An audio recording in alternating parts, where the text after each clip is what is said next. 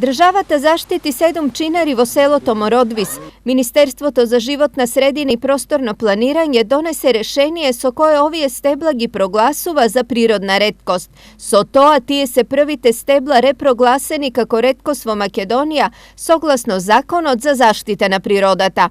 Ова отвора простор за преземање мерки за заштита и промоција на чинарите.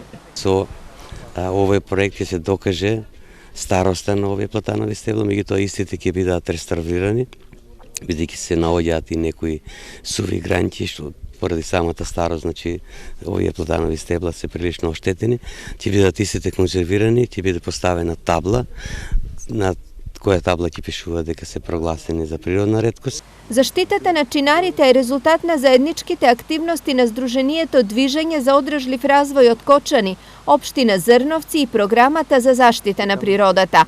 Додека невладините ќе работат на заштита и промоција на чинарите, општината ќе се фокусира на уредување на просторот околу нив. Самите платанови стебла ќе дојде до едно мало партнерно уредување со цел, значи, истовремено да бидат и заштитени платановите стебла, меѓутоа исто така граѓаните на ова населено место да можат овој простор да го користат за одмор и разладување. Ова е еден од ретките проекти директно насочен кон заштита на природните реткости во регионот, но и нивна промоција пред домашната и меѓународна јавност.